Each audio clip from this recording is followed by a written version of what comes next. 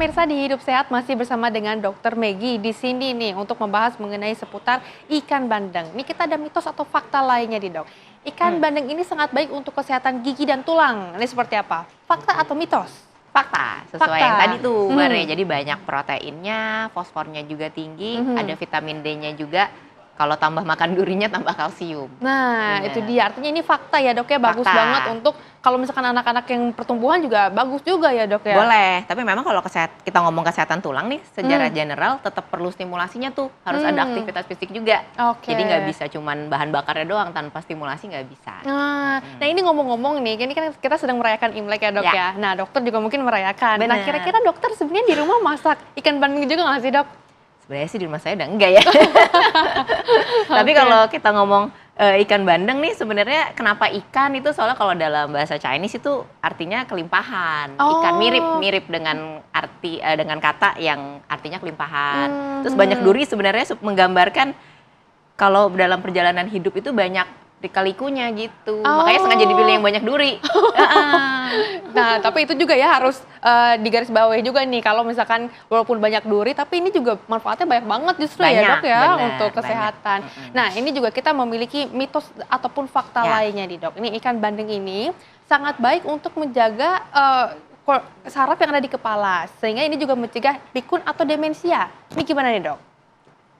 Fakta, tapi memang dengan catatan. Nah, balik lagi sebenarnya ke omega 3 yang tadi. Jadi omega 3 itu punya kandungan yang namanya DHA. DHA ini bagus banget untuk menjaga serabut-serabut saraf tuh di otak juga gitu. Makanya dibilang kan bisa mengurangi resiko pikun ya. Betul. Gitu. Meskipun kalau kita ngomong pikun ya faktor lainnya juga banyak ya, aktivitas fisiknya, ada diabetes gak, ada tekanan darah tinggi atau enggak.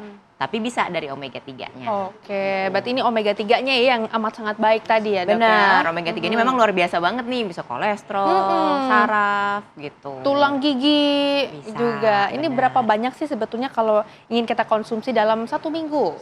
Dalam 1 minggu biasanya rekomendasi untuk kesehatan jantung itu minimal 2 kali sehari. Ya, tapi 2 kali kalau sehari? mau lebih juga sebenarnya it's okay ya. Porsi standarnya sih biasanya satu orang 100 sampai sekitar 150 gram itu oke. Oke, ini ada mitos atau fakta lainnya nih dok. Ini kan dalam ikan bandeng ini ada kandungan vitamin A. Ya. Nah ini juga baik sekali untuk menjaga fungsi mata dan juga mencegah resiko dari rabun.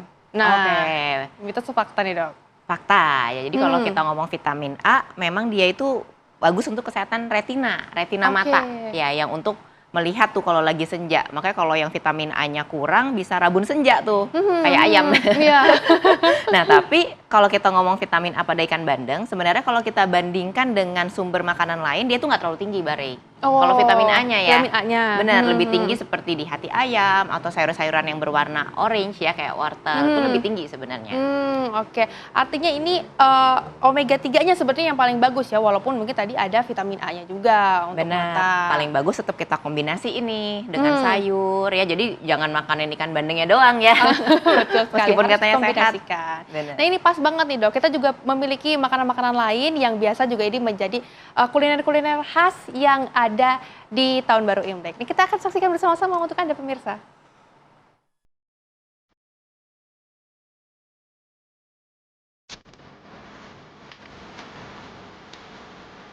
Beberapa kota di Indonesia memiliki tradisi kuliner Imlek yang sangat kental. Seringkali dipengaruhi oleh akulturasi budaya Tionghoa dengan tradisi lokal setempat. Kuliner ini bukan hanya soal rasa, tetapi juga simbol keberuntungan, kemakmuran, dan keharmonisan. Berikut kota-kota di Indonesia dengan tradisi kuliner khas Imlek. Pertama, Singkawang. Singkawang dikenal sebagai kota dengan perayaan Imlek paling meriah. Kuliner khas yang dicari saat Imlek ialah cipat, bakmi, bubur gunting, dan lek tausuan. Tradisi makan bersama saat Imlek di Singkawang sangat kuat dengan hidangan khas Cina Peranakan.